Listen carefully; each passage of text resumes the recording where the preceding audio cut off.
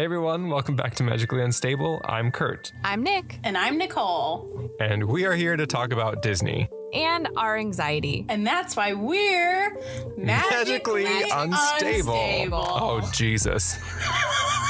Let's do that one more time. Or we can just keep that whole thing. Oh my god, that made me lightheaded. Oh my god. I'm Kurt. I'm Nick. And I'm Nicole. And we are here to talk about Disney. And our anxiety. And that's why we're magically unstable.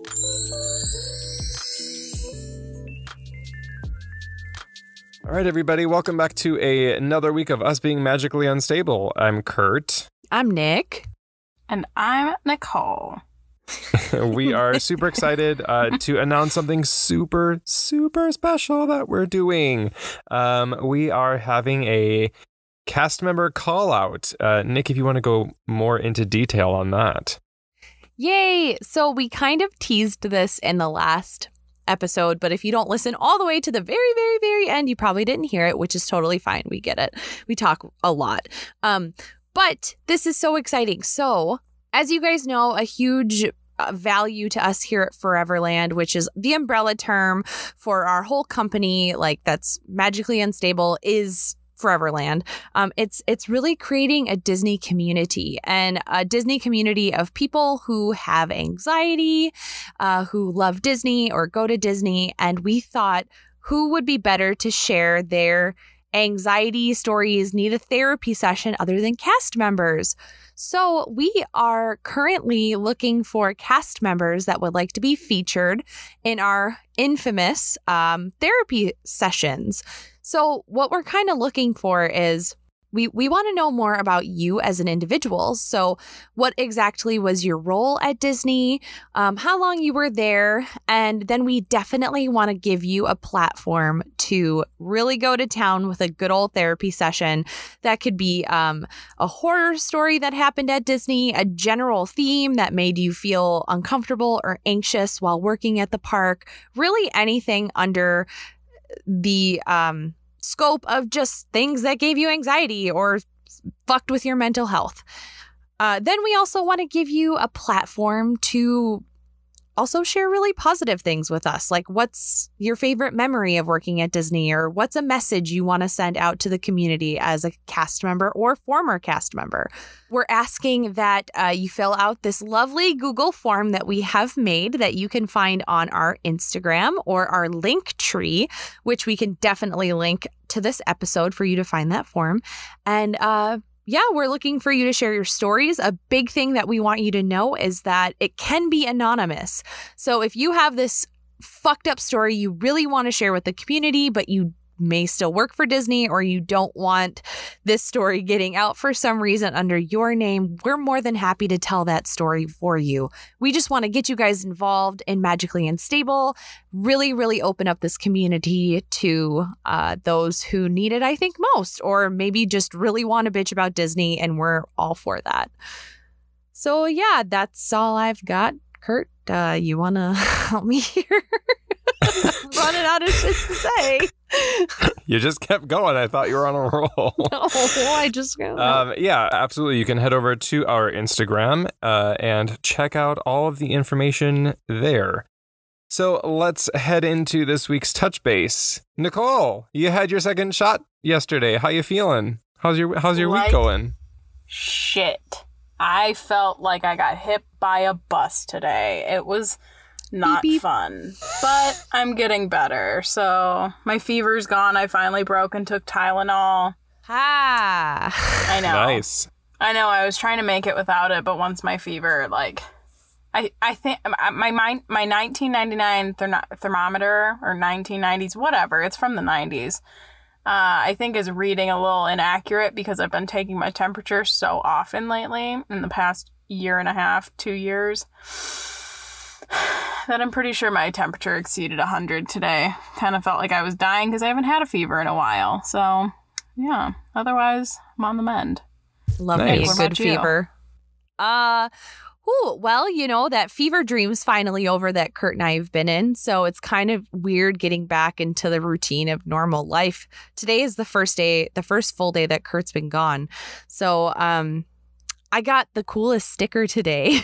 It's fucking a Danny DeVito's face on a Dorito, and it's called the Danny Dorito sticker. So yeah, today it's been a great week. It's been fucking exhausting. Shout out to Mike, your boy from the Park Prodigy, for keeping us busy all week and running us ragged. Yeah, Kurt, I don't know though, how has your week been living in my apartment? It was the same, honestly. I mean, the term fever dream absolutely takes the cake because I had my second dose of the Pfizer vaccine Saturday afternoon, and then I flew out to Florida Saturday night.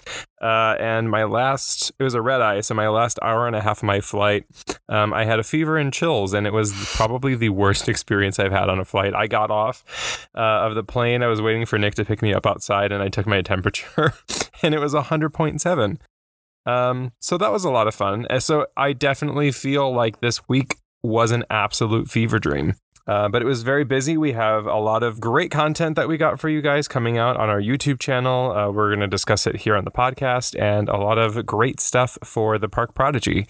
So yeah, like Nick said, shout out to Mike at the Park Prodigy. Head over there for your next Disney travel needs. All right, let's head into housekeeping. All right, it is time for housekeeping.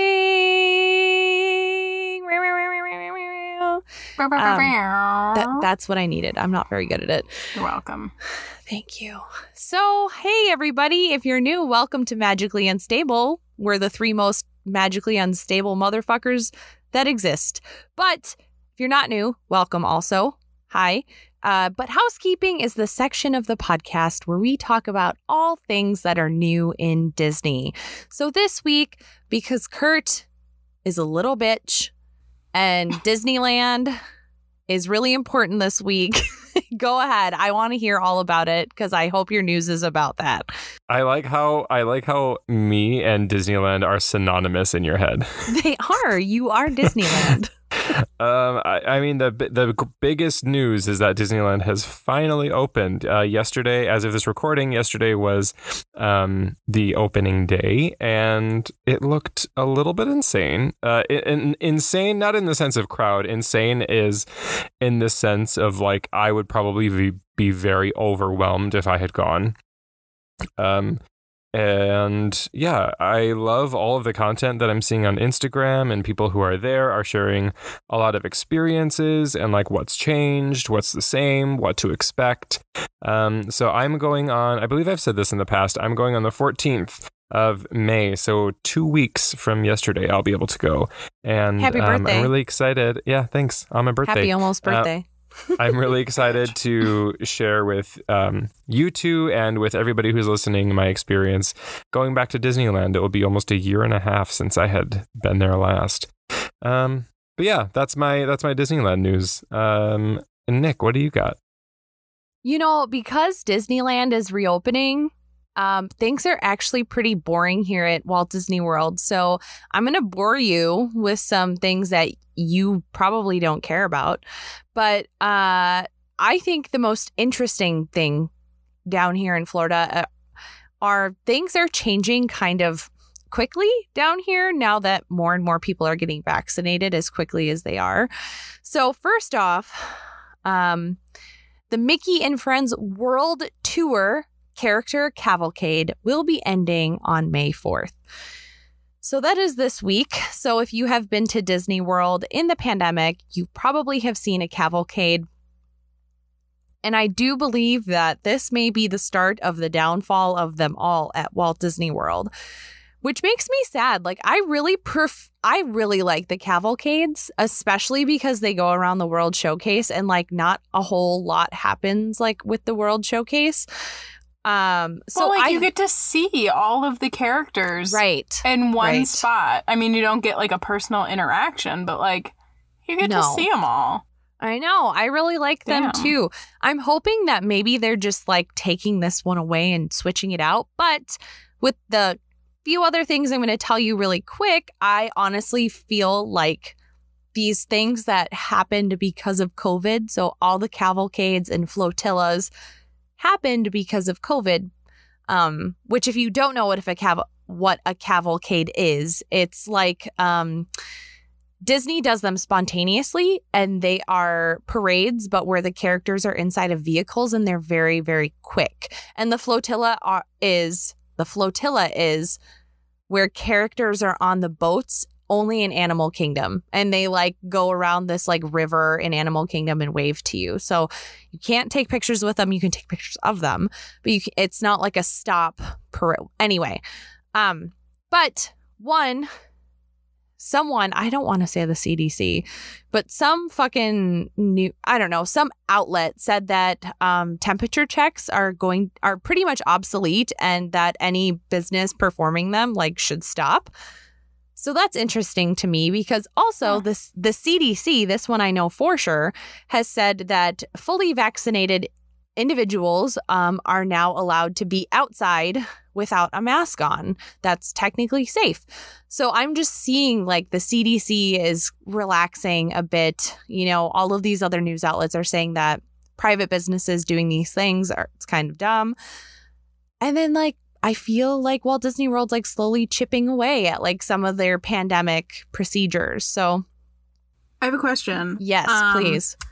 Isn't the CDC's thing with mask wearing outside is you have to be by yourself? Like you can't be in a public place unless they've updated it further. That's just the most I've seen. Oh, I was going to say the last one I've seen is that you can have it, but you cannot be like in a crowd. Like you can't have it in crowded places. They made this really nice chart that says like, if it's you and one other person, here's the 3 scenarios of the other person if you can have your mask on or off, like indoor or outdoor. So I do think they still suggest if you are going to any large event, like a crowded event, like you should still wear your mask. But like technically, if you're fully vaccinated, like this is at least how it's being perceived, is if you're fully vaccinated, you are allowed to not have your mask on outside. Interesting. Which could be like, I personally think that Disney is going to follow the like more strict CDC recommendation where it's like, hey, even though fully vaccinated people are fine outside, like still at any like theme park, anything like that, like you still should have a mask on because there's a lot of people. Yeah, I think that also Disney as a company is probably just going to stay on the safe side of guest safety. And I feel like even if temperature checks are obsolete, I think that they're going to keep them to make guests feel safer and almost have this like pretense of safety where it's like, oh, well, we have these for your safety. We have this for your safety. Mask mandates are in place for your safety. Like, so that they can really highlight the stance that they've taken that the guest safety is their number one priority. See, unless you're the guy who refused a temperature check and then was banned from all parks. As long as you spend $15,000, you'll be fine. Right. Yeah. Minimum, though. Minimum. Yeah. I personally believe that I agree with you guys. I do believe that masks are here to stay, at least until we hit that like 70% of people vaccinated target for. I don't even want to say the word herd immunity because people don't even know what the fuck they're talking about when they say that term. And I do think temperature checks will stay. What I do believe will happen is I do think socially distanced markers are going to slowly start disappearing from the parks, or maybe not being replaced if they get destroyed or taken off. And I do feel like overhead announcements for socially distancing and your masks are probably going to disappear as well. But I do feel like the mask will be enforced for the foreseeable future.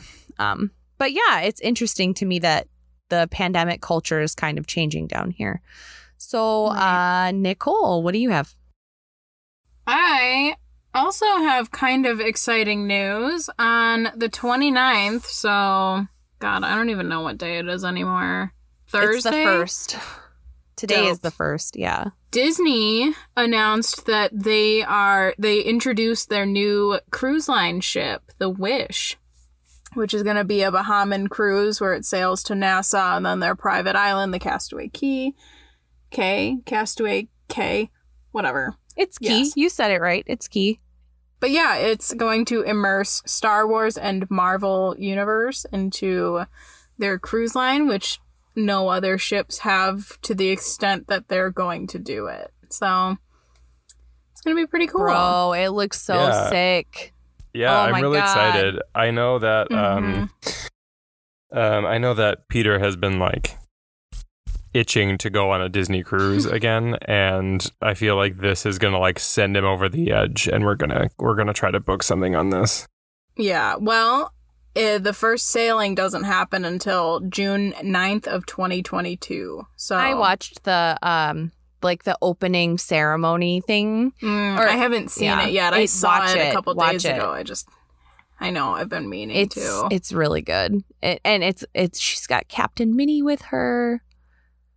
I did read that they did Captain Minnie. Yeah. Like, Nicole, that's did cute. you see that they're going to have vegan, like full vegan menus for some of the restaurants? I did not. The That's first awesome. cruise ship, I don't know if it was ever or just Disney, but it is the first, I think it's first Disney cruise ship to ever offer like full menu vegan options. Honestly, it wouldn't shock me if it was the first cruise ship, because I've been with 2 other companies and it's like you get maybe one vegetarian option. Have fun. Otherwise, your choice is a side salad. Unless you're at the buffet, then you can just eat a shit Fries. ton of different potatoes. Yeah. Plates Hell of yeah. Oh, fries. man. Yay, Some I'm so corn. excited. I'm so excited. Yeah, that's Marvelous. exciting. Alrighty, let's head into our first little break, and we will get back with our weekly video. Yeet.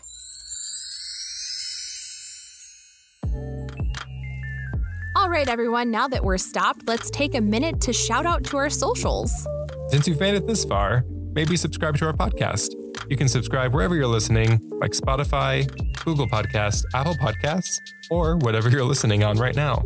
You can also follow us over on Instagram and TikTok at Foreverland Fairy Tales. And most importantly, if you want more Disney content or if you want to listen to our podcast on YouTube, make sure you find us there. We're at Foreverland Fairy Tales, and just remember to subscribe. All right, let's get back to the episode. All right, welcome back. Let's head into this week's video, which was a review of Walt Disney World's springtime cupcakes at Animal Kingdom. So Nick and I were able to get this done this past week, which was a lot of fun, super exciting, but also a lot of sugar. Basically, we're pre-diabetic now. Just for you. They are Tammy and Amy. Yes. Yeah. We literally are. So let's dive right in. So there were 3 different cupcakes that we were able to try. They had them for Earth Month, and so unfortunately they're no longer there. We tried them like the second to last day that they had them out. But there was the flamingo cupcake from where was that from? That was Flame Tree Barbecue. Flame Tree, yes. Flame Tree. The sea turtle cupcake from the Restaurantores, and the honeybee cupcake from Creature Comforts, aka the Starbucks in Animal Kingdom. So let's, I guess, just start off with talking about each one, because they were all very different. They were very different. Yeah, we ranked them. Yeah. The flamingo one was our number one. Wait. Okay, that's fine. I was gonna have Nicole listen to the descriptions and have her rank them on what she thought they would be. We gave you one free answer though.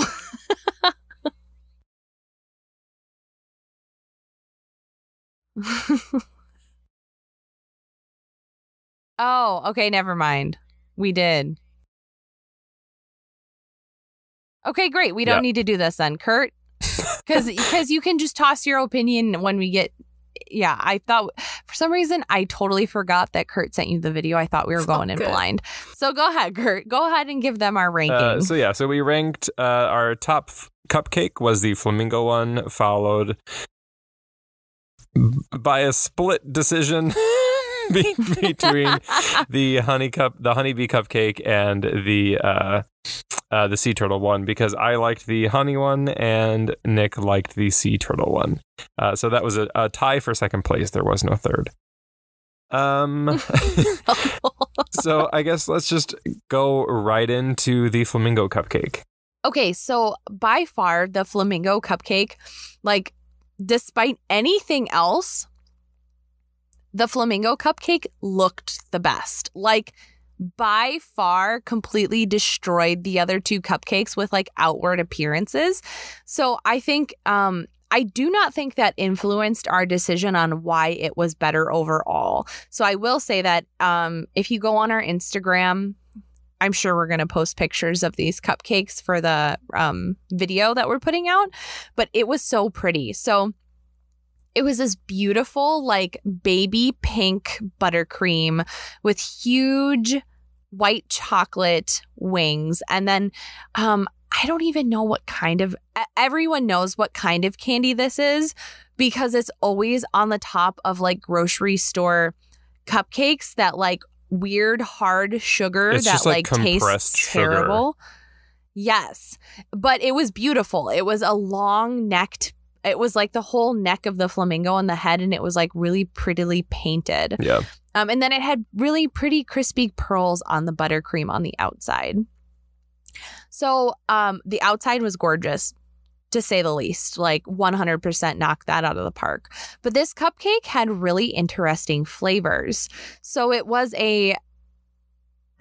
was it a guava cupcake? Strawberry. Or a strawberry cup. Okay.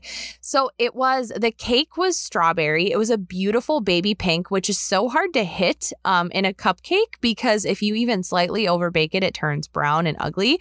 So it was a strawberry beautiful cake. It had strawberry compote on the inside, a big center like injection of that. The buttercream was guava flavored, and then it had crispy white chocolate pearls. I don't think I said they were white chocolate. I did say they were decorations, but they're crispy white chocolate pearls on the buttercream.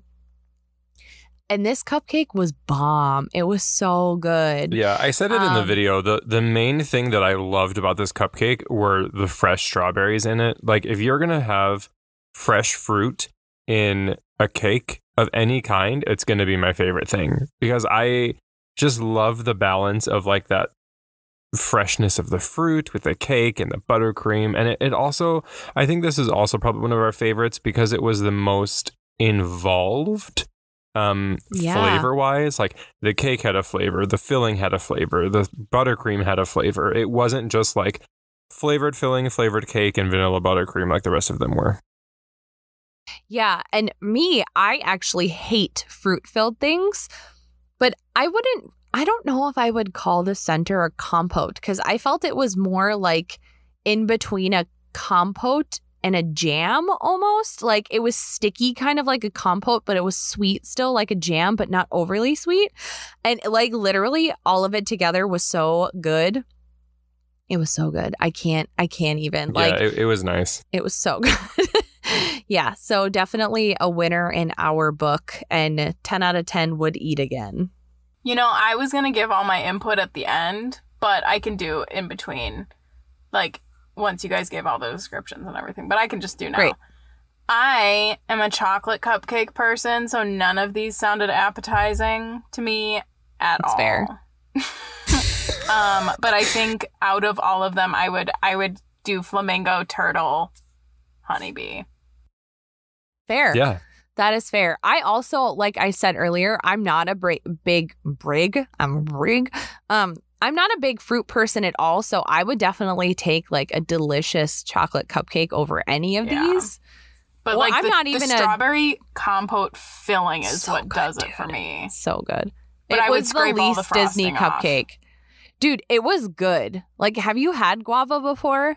I have had guava before, but maybe I had bad guava because It was just like, it was nice because it wasn't womp womp. overly sweet. Like, I thought that the flamingo cupcake was going to be like Yes. teeth hurting, like sweet because there was so Yeah. much to it, but it wasn't. It was really, really nice. No, it was good. It was a good one. Yeah. All right. So let's go into the first place, second tied cupcake.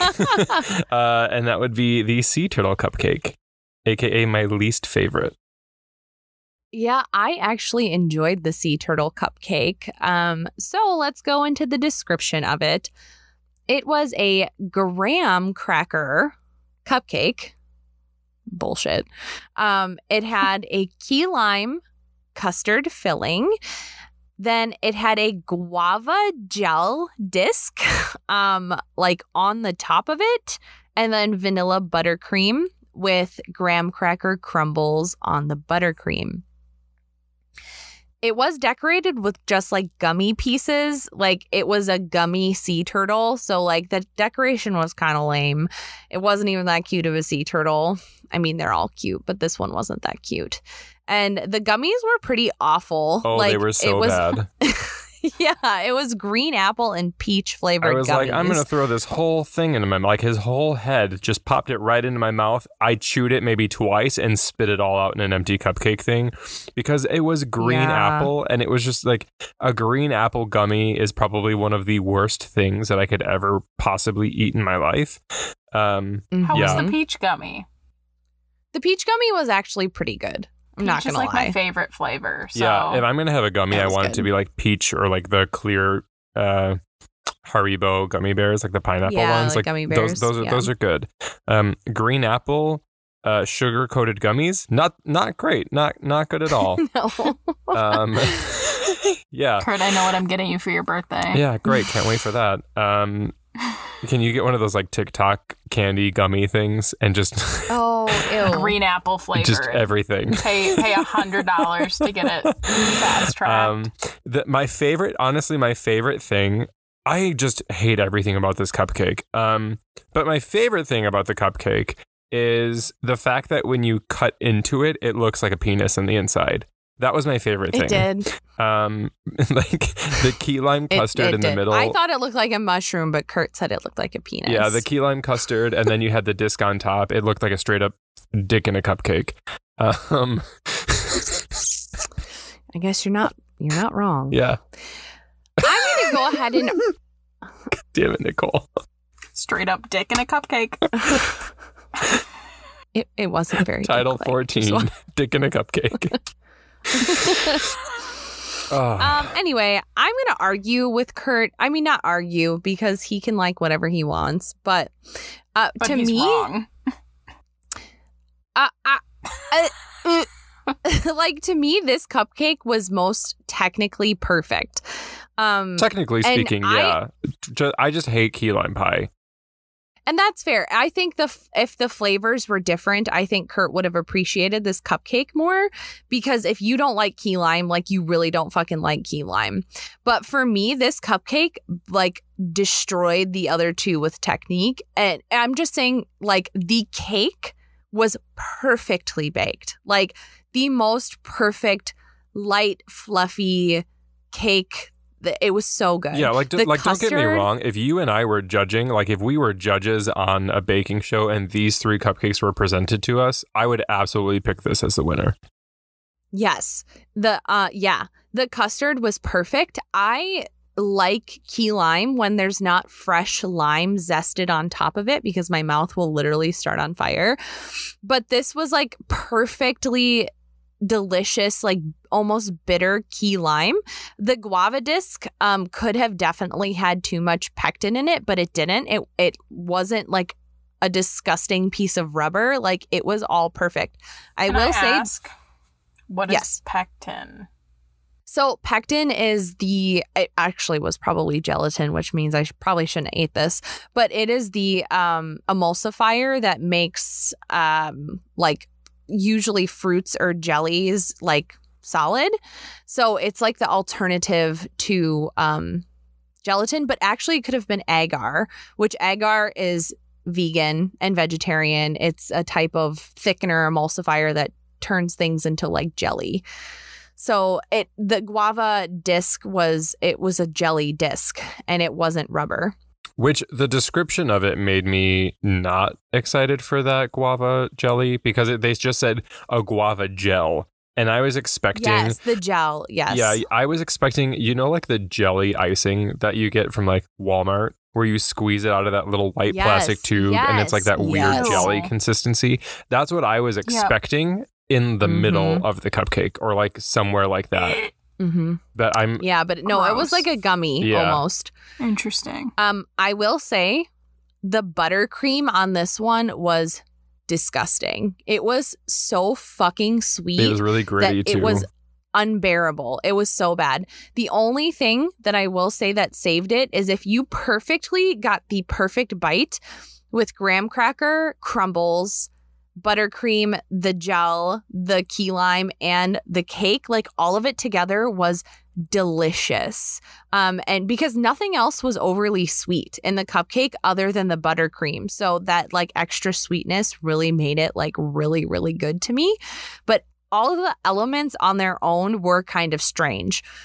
That perfect bite really had everything that you could want flavor-wise. Like you had the sweetness of the buttercream, the tartness of the key lime pie, the bitterness of the guava jelly, and like that like just nice blend of the cake. And it was a good, perfect bite in that sense. Yes. I will say the other downside, because I'm just going to be a negative Nancy on this cupcake.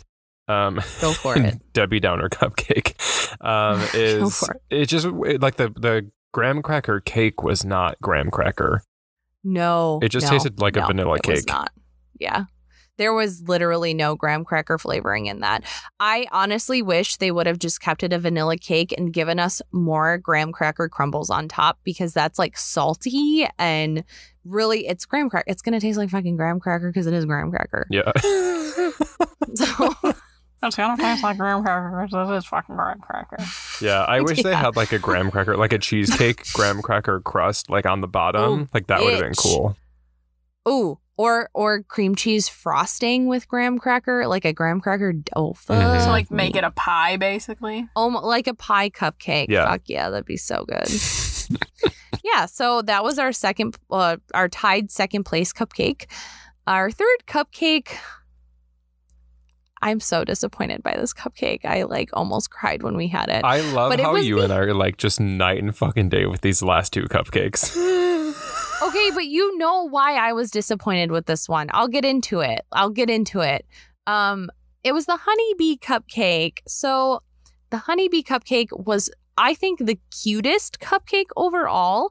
It wasn't beautiful, but it was really adorable. It's had all those lovely yellow colors with bumblebees or honeybee. No, it wasn't fucking bumblebees. It was honeybees, the compressed sugar honeybees on top. So it was a... Okay. It was a honey bee cupcake, but the fucking cake was orange flavored. It had, let's go ahead and talk about what was in the fucking center again. The fucking cum shot, not even a cum shot of honey custard. Yeah, it was just like a honey custard filling. If we can call it that. It had vanilla buttercream, and then this was nice. Like they were like milk chocolate crisp pearls, or were they could have been dark chocolate. So I'll let Kurt talk about this cupcake because I literally took a bite of it and I went, ew. I'm impartial to this one because I like orange things. Like I would choose the citrus swirl over Dole Whip. You know, and like when I go to Magic Kingdom, I would rather have like the Orange Bird citrus bullshit over pineapple Dole Whip. There was also, I want to say 2017 maybe, Magic Kingdom had a Cinderella cupcake, Cinderella Castle cupcake, and it was like an orange cupcake. I remember that with like champagne buttercream, and that is to this day my favorite cupcake I've ever had in my life.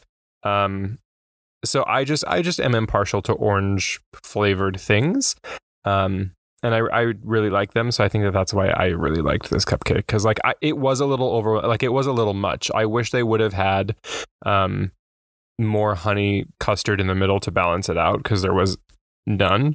Literally none. Literally, it was like, okay, here's they wished for some honey custard to be in there, and that was it. They wished that it would happen, and it never came true. Literally. Like, instead of actually putting it in the cupcake, they were like, well, I hope this happens. It didn't happen. But yeah, so I also thought that the cake consistency of this cupcake was very wet. It was very wet. It was a very like chewy kind of gummy cake. But I think I'm going to attribute that to the fact that this was the only cupcake that was kept in a cooler, in its own little container, because it was at the Starbucks. So this was the one that like came in a container. So I feel like it's been sitting in a cooler with its own moisture or whatever going around in that little container. All the other cupcakes were served to us on a plate. So I think that they were maybe stored out in a little bit more of a dry space. But yeah, just overall, it wasn't the best cupcake. I just really like orange. Yeah,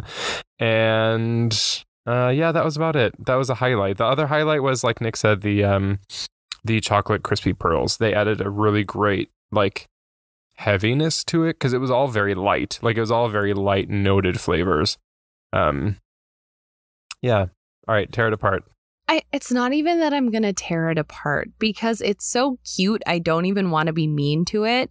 But like, if you're fucking telling me it's a honeybee cupcake and you're going to give me not one schmeckle of honey, I'm going to have a fucking problem with you. Like, I honestly am offended that they even did this, because like, honey is such a delicious flavor in cakes, in buttercreams. Like, it can be really hard to work with in like buttercream or any kind of like frosting. So I forgive them for that. But tell me you can't do a delicious like honey pound cake cupcake, like that kind of recipe with some orange, even orange buttercream would have been good. Like orange zest buttercream drizzled with like fresh wildflower honey. Tell me that cupcake wouldn't have been fucking delicious. Or just just take the ideas of the sea turtle cupcake. Like, they did so many technically amazing things with that sea turtle cupcake that could have been put into this honey cake.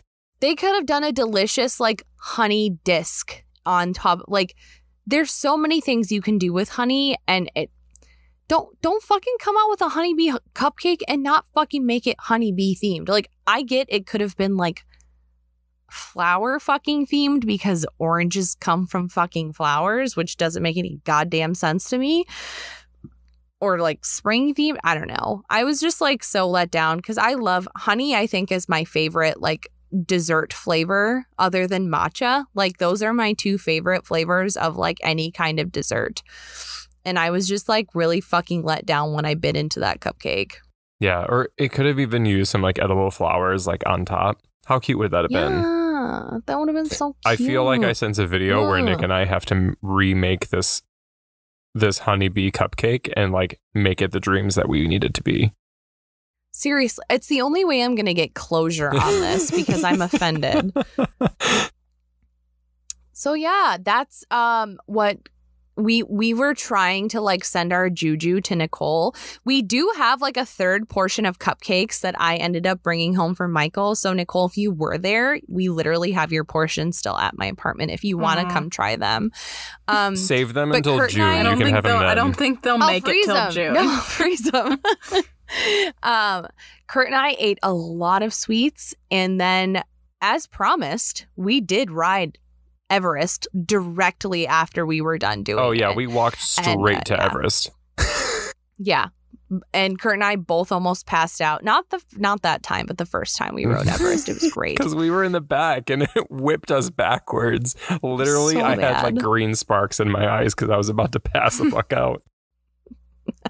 Yeah, but I love that video. It was so fun. I can't wait till all three of us are together and we can do stuff like that, because that's just something so fun that I hate experiencing by myself, is eating Disney cupcakes alone, because I usually like want to fucking like vomit. or regret buying it in the first place. So I'm really excited for the three of us to possibly do something like this again. I hope that Animal Kingdom keeps up with these really fun, cute themes like this, because I love their I don't love their cupcakes, but I love their cupcakes, if you know what I mean. Yeah, I feel like Animal Kingdom, if you're listening. Animal Kingdom, if you're listening, for June, end of June, please make it a chocolate cupcake, at least one of them. I feel like That Animal Scar Kingdom, cupcake, man. yeah, Animal I know. Kingdom like kills it with these cupcakes though. Like I feel like They they're do. the cupcake park. They have all these great cupcakes. They are. Like the Scar The one, like the dessert park, the tuk-tuk like cupcake cake sundae, like Animal Kingdom has been killing it. Fuck yeah. Yeah. All right. So make sure you head over to our YouTube channel, Foreverland Fairy Tales, to check out this video. But let's head into our second little break, and then we'll go into our therapy session this week. All right. Welcome back. Let's head into this week's therapy session. And it is Nick's week. I can't wait to hear this one. I can't wait to come in on this with you. I can't do this. I don't have the fucking power in my soul to do this today. This was the theme of the day when we were at this park. Oh my fucking God. This one's been a long time coming for me. And yeah, it's going to be about Universal Studios today. So I'm sorry if you're a Disney person, but if you are a Disney person, you'll like this because I'm going to be shitting all over Universal. Because I can't. I literally have fucking PTSD from this goddamn park and I can't do it anymore. And if you're a Universal person, you should probably reevaluate yourself. Yeah, if you act like this, like I literally fucking hope your dick turns to spaghetti if you have a dick. And if you don't have a dick, I hope your fucking titties turn into spaghetti. Or if you have, you know, whatever you have in your pants, I hope it turns to spaghetti. So, yeah, let's go ahead Person and with a spaghetti fetish. person with a spaghetti noodle for a genital. I hope your genitals turn into a fucking penis. Anyway. What a great intro. Here to make it weird. Always here for that. All right. So Universal Studios Orlando, Florida is located in the city. It's like right on the edge of Orlando. If you've never been to Florida before, if you've never been to Universal, it has 2 parks and 1 water park between it. So we've got Universal Islands of Adventure, we've got Universal Studios, and we have Volcano Bay. They're also opening a 3rd park. They are Epic Universe. So it's expanding. Jesus Christ. So yeah, if you ever have the chance to come down to Florida, maybe take this as a warning of what you're going to get yourself into.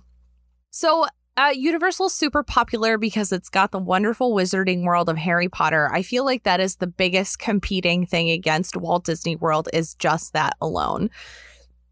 But if you're a Harry Potter fan, you know, I would fucking think twice about going, because Universal is what I like to call the trailer park cousin of Walt Disney World.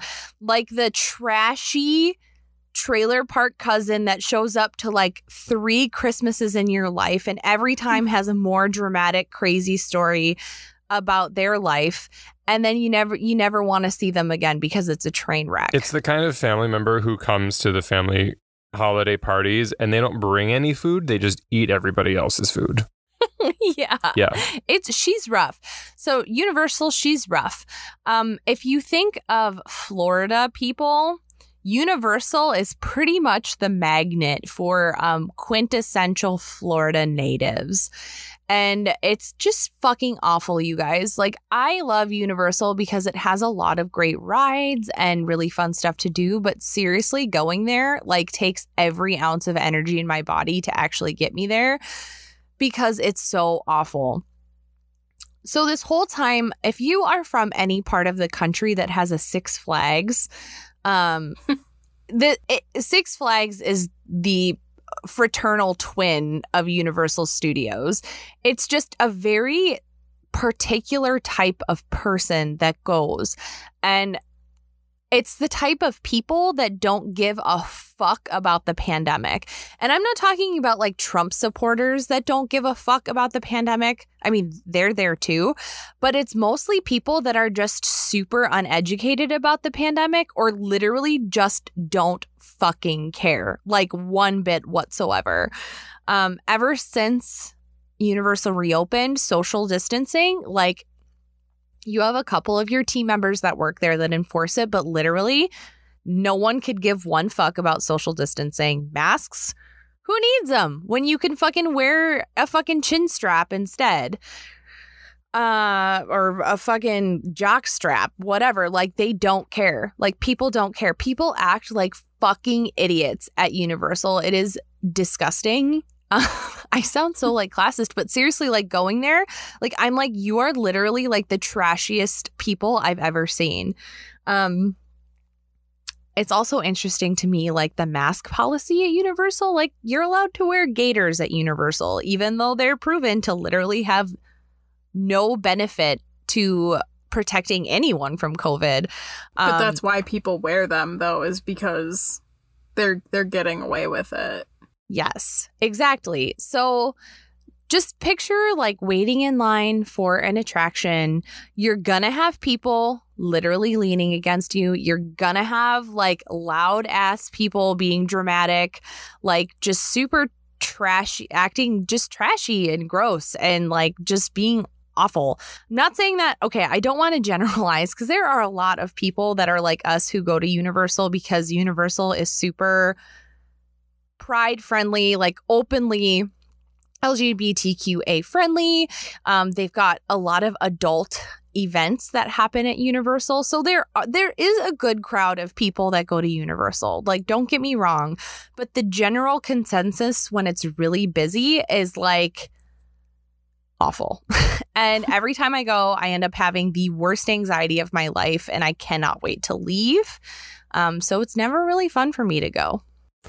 I feel like a huge part of it is, yes, it's the people, that specific type of people. And I think, you know, it's fair of you to elaborate on that. And I think because, I mean, like you said, like we go to Universal and I don't think that we are the people who go to the family dinners and don't bring anything to eat. We just eat other people's food. So, but I think that's a part of it, but I really think it stems from Universal as a theme park and how it's just completely a stark contrast from a Disney theme park, like in every sense you could possibly imagine. One of the biggest things I noticed was, I mean, everybody knows that Disneyland has been closed for so long. So I've been going to Downtown Disney and I've been able to memorize the Downtown Disney music loop. Like, I know what song comes after the song that's currently playing. And a huge thing for me was when I went to Disney Springs or even the loop outside of Magic Kingdom. Some of the songs are the same. So when I would hear that song play, I was like, oh, this is next. And then it wouldn't be that song. So even from Disneyland to Disney World, the music is changing and they have different soundtracks. It's not that they're like, oh, well, I'm going to have this one loop soundtrack for the Esplanade and I'm going to play it in every single Esplanade that we have. Universal, between the two coasts, Hollywood and Orlando, that's exactly what they do. It's the same exact music, the same exact ads that play, the music that even goes to the ads. Everything is just, it's very generic and it's very general. And I think it just adds to the ambiance of what type of crowd it attracts. Every time I think of Universal, I think of, I cannot remember the movie, but I'm pretty sure most people know this meme or this actor.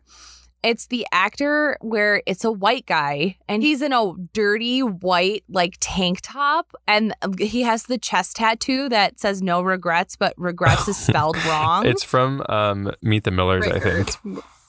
We're the Millers. Oh, yeah, we're the Millers. Yes, that is Universal to a No T. regrets. Yes. It's just like disappointing because there are really nostalgic things about Universal. 10 years ago, it was not like this. When it had more of those nostalgic rides like Jaws still being open, it's just kind of like, it's definitely like catering to like action movies. And I don't even know what I'm saying. All I know is the culture has changed from like this kind of like Universal used to be this very like classic nostalgic park, and now it's just like a generic Six Flags. Like, yeah, I was. If that makes any sense. Nick and I were talking when we were in the park this past week, and I was saying that I feel like, because I haven't really been to Universal properly in, I think, 4 or 5 years. And even then, I went shortly after the Wizarding World had opened like 10 years ago now. And between those times, I feel like social media and how it has like, I don't know, taken the theme parks into like a new era, even with Disney too. I just have never really been to Disney that much growing up as a kid. So I don't really have a lot to compare it to. I had gone to Universal like 1 or 2 more times than I went to Disney.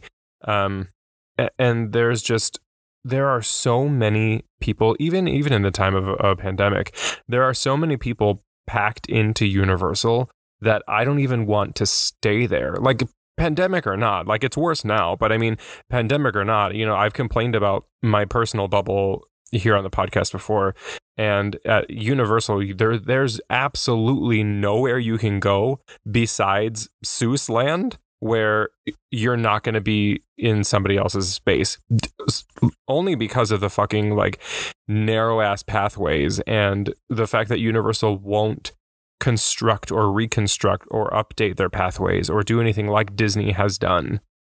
That's totally fair. That's a totally fair statement. I will say, I know a lot of like Harry Potter lovers and like alternative people.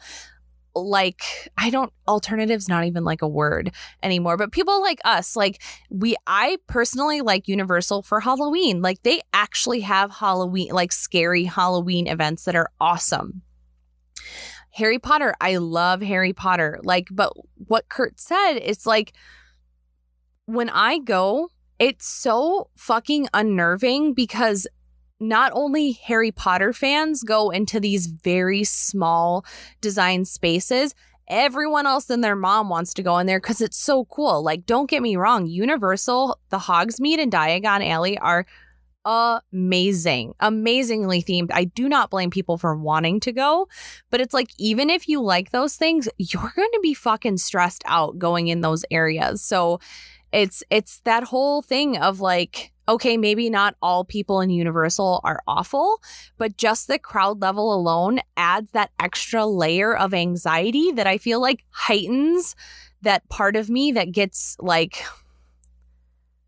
stressed. Like, it's that extra layer of stress that I'm just like, everything starts irritating me when I'm anxious. Like, if I wasn't anxious and people weren't socially distancing in line, like, I may be able to deal with it for a little bit before I'm like, okay, I'm getting really fucking irritated.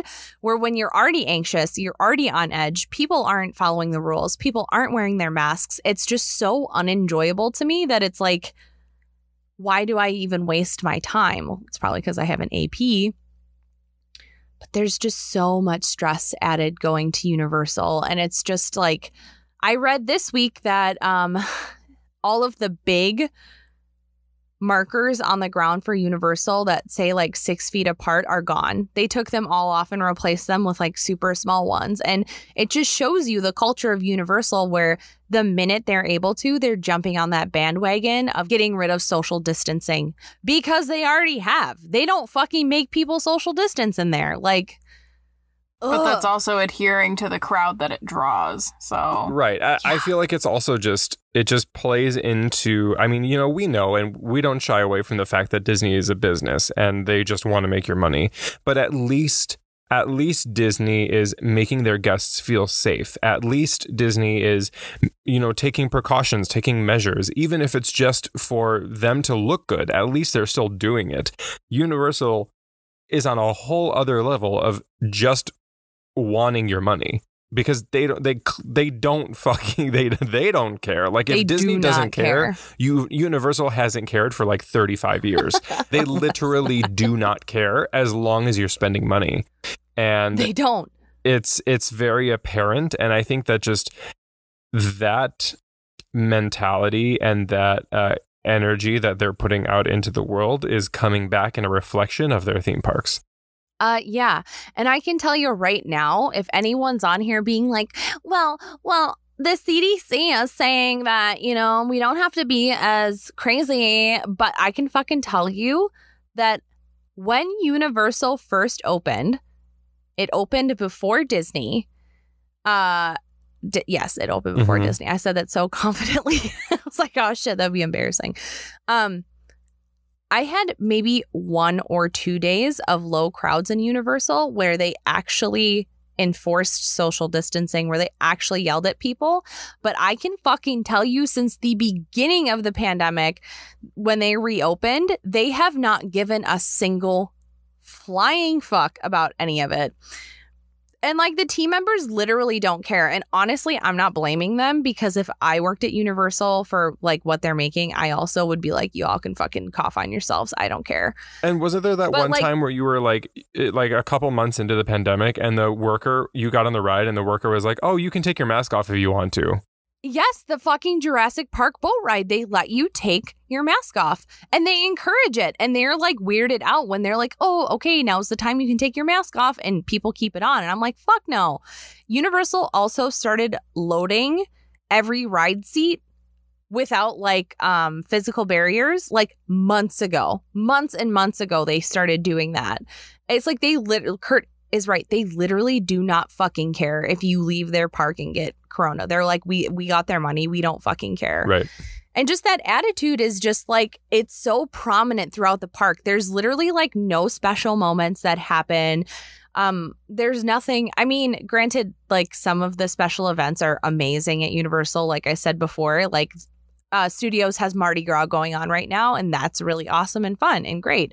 But like, it's just a fucking bummer, dude. Like, sometimes I just want to go to Universal Studios, get a fucking butterbeer, look like a goddamn nerd, sit in Diagon Alley. But instead, I'm running around like a goddamn guinea hen, screaming, panicking, because I can't just fucking stand in one place without getting trampled.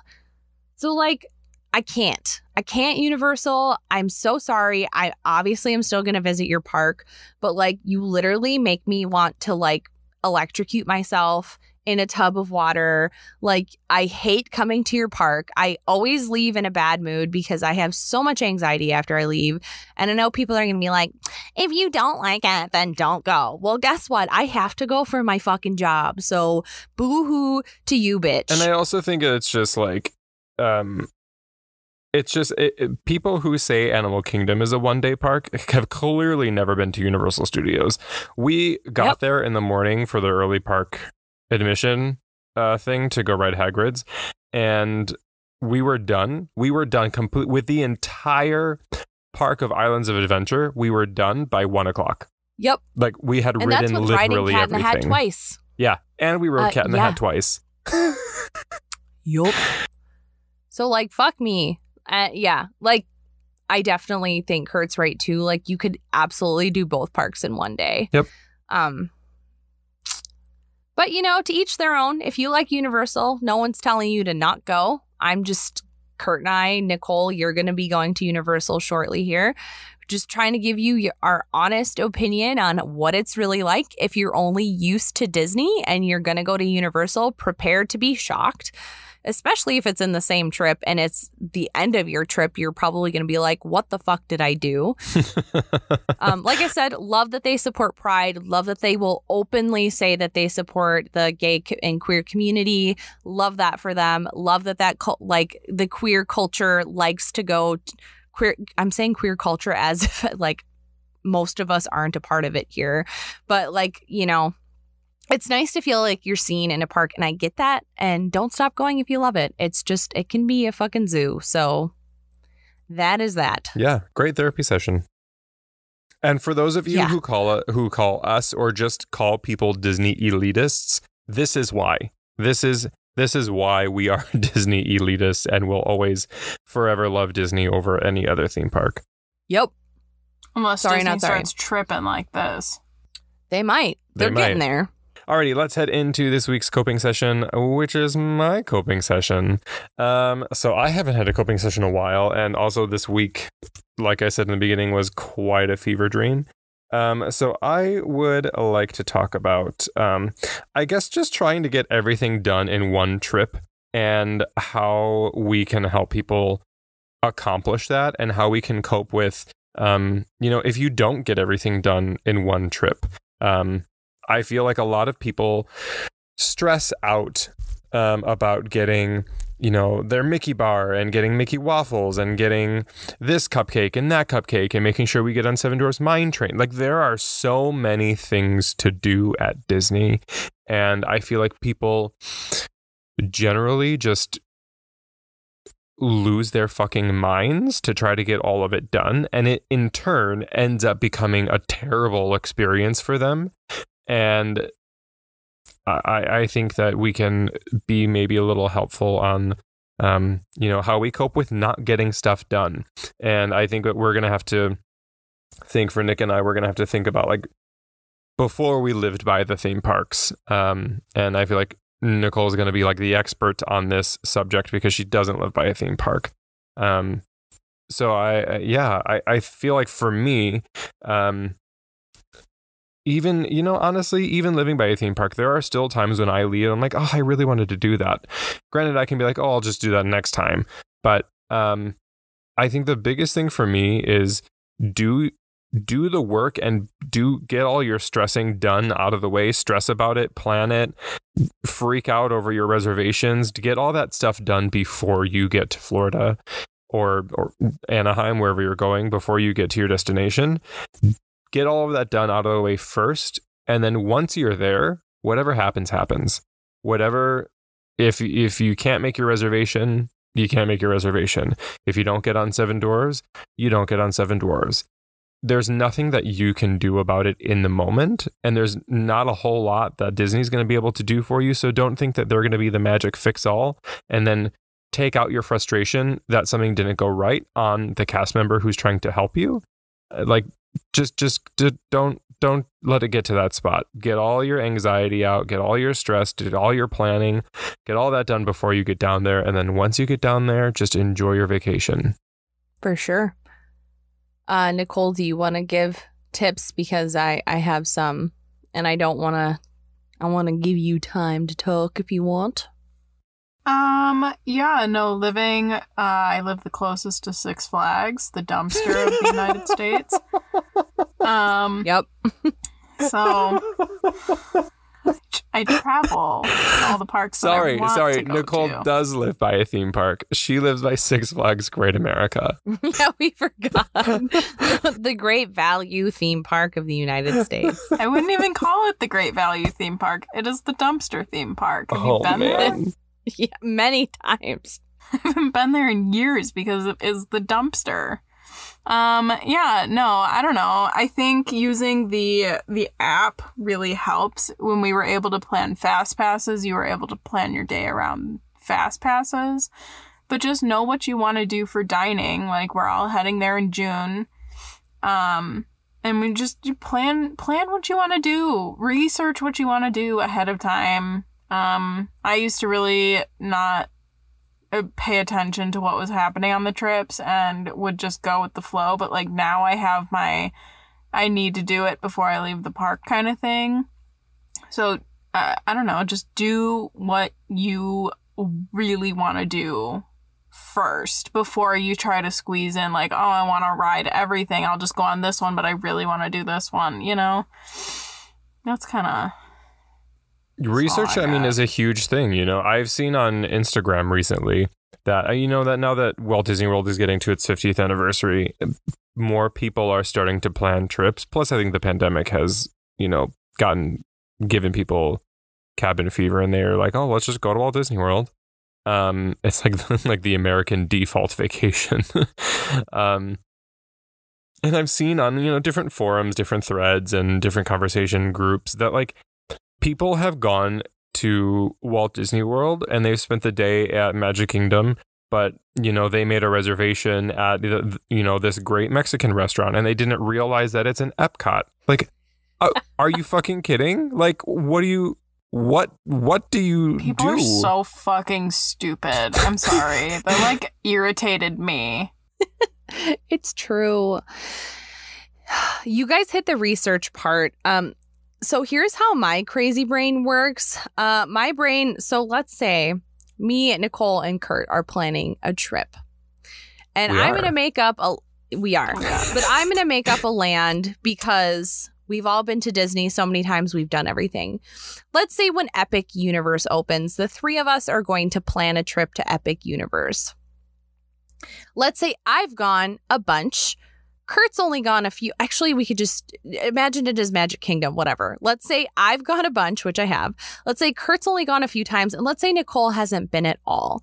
So let's rank this. Nicole's priorities to me would come first because she's never been. She's never done anything. So in my brain, I would say you pick a ride that is a must do for you. Absolute must do for you. Pick a ride. And then Kurt, I would do the same thing. You pick a ride you've never done on. Done on? What? Gone on. And my biggest thing is making sure the least experienced person in the group gets to ride the thing that they've been dreaming about riding for the longest. Because then if there's something that I want to do, if I've been to Disney before, who cares if I don't get on Haunted Mansion? Like, I've been there before. I've been on it. Like, I've experienced that. So me personally, I would kind of like survey your group if you have a group, even if you have kids and you know that one kid has been to Disney and the other one hasn't. And I would pick, each person pick a must-do attraction, whether it be a character dining experience or a fucking ride. And then, like Nicole said and Kurt said, research. And then Nicole said, do that before anything else. So let's say in October, you two come and let's say all of these brand new rides are going to open. And Nicole is like, we have to ride Tron. Like that is something I've always wanted to do. And then I would go, okay, well then that means in the morning, that means we have to rope drop. We will ride Tron. And if it's a 3-hour wait and we miss out on 4 other rides, then we miss out. But you know what? Nicole got to experience something she's never experienced before. So that's how I plan my trips, is I really take into consideration like, what are things that other people in the group really want to do? Like Kurt, when you came, I made sure, like, I was like, we are not leaving without Kurt riding Hagrid's. Like, that is my number one priority. I don't care if we don't ride anything else throughout the day, but that is my priority. I didn't say we had to like squeeze everything in because you're going to stress yourself out. So pick your must-do things and work backwards from that. I think that's probably the best plan. I think that's a wonderful plan. Mm-hmm.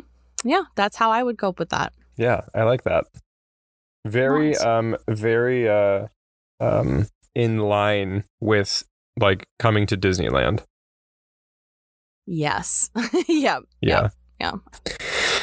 Great. All right. Well, that was our coping session. So thank you so much for listening, guys. That's going to be the end of this episode. Make sure you tune in next week for our 15th episode. Quarter. Wow. Wait, Oh 15's my not a God. quarter. What? It is of 60. So is. like seconds wise, it technically is. Thanks. It is a dime and a nickel. Our 15 seconds of fame. There we go. Hey, there it is. Quarter of fame. Yeah, we have our episodes come out every Friday. Our YouTube videos come out on YouTube, Foreverland Fairy Tales, every Monday. Make sure you subscribe to us here, wherever you're listening to, and on YouTube. You can follow us on Instagram, TikTok, and you can also find us on Etsy at The Fairy Tales Shop. I believe that's everything. But It is. 2 shop P's E. is. Sorry, go ahead, Yes. Nicole. No, it's Yes. your thing. You do it. Take it. It's the Fairy Tale Shop, but with an extra P and an E at the end of it because regular shop was taken. Right. So it's fancy. It's artisanal. Also, if you are a cast member, don't be shy. I swear, we're like super chill. Even though we all say we have a bunch of anxiety, like we're super chill. We want to talk to you guys. Like literally, I cannot wait to start hearing cast member stories. I'm so fucking excited. So if you're a cast member, even if you can't find the link to our Google form, email us. We're at magicallyunstablepod@gmail.com, and we'll be so happy to send a form over to you so we can share your story. And that's going to be all, David. Yes. Oh, one more thing. Speaking of Etsy, we, for AAPI Heritage Month, that starts today as of this recording, we are... Wait, Nicole, you do it. I don't want to. You do it. I can't. I don't have anything in front of me. I made some 5 stickers, bitch. That's all I've got. Nope. You got it, We got to Kurt. restart from the beginning. We have one more really exciting thing. Today, May 1st, starts Asian Heritage Month. And we have a really special project on our Etsy that that I literally can't say this word. I have frosting in my throat. That Nicole can tell you about right now. We're so happy about this. So Nicole, go ahead and tell them what we are doing for the month of May. Yeah, so for the month of May, we are selling stickers that are going to go towards what is the foundation? Do we remember? API. Fuck, let me get it. Oh, Jesus Christ. The API fuck? No. Yes. Let me pull it up. No. Yes. God damn it. Nick, you're fucking... Oh.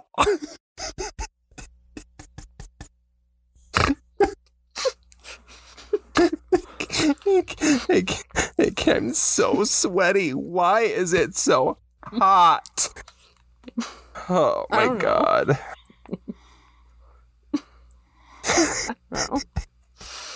I gotta poop real bad. I'm gonna draw me a bath and get a long extension cord. API Equality of Los Angeles. Okay, great. So we are going to be selling 5 different stickers, technically 4 different stickers, but if you order the pack of them, you get a bonus sticker that we're not selling. Does that make sense? Not all of the proceeds. It's exclusive. Holy shit. Yes, it is an exclusive exclusive. sticker. 30% of the proceeds of the sales that we make are going to go to the API Equality of Los Angeles. Yes. AAPI Equality of Los Angeles. Of Los Angeles. Hell yeah, that's what they're going to go to. Just to do our little part. So we've got, just 5 hand-drawn unique stickers. Yeah, and they're all of Asian Disney characters. So we have one of Russell, Mulan, And Raya, Mushu, and Cricky. I think that's it. And Sisu. And Sisu, yep, she's with Raya. So yeah, head over to our Etsy, The Fairy Tales shop. A really great thing of why we chose the API Equality Los Angeles is because they really work to bring resources of mental health to the LGBTQ community in the API community. So it's really important for us, obviously, with this podcast of mental health and equality, and that everybody gets help when they need it. And especially right now, we want to help out the LGBTQ community in the API community. So yeah, that's great. I'm glad we got through this. It's definitely edited down, but know that this entire Etsy section took about 20 minutes because all of us are laughing and at the end of our day right now. Yeah, but we're not laughing about Asian hate. Like, no.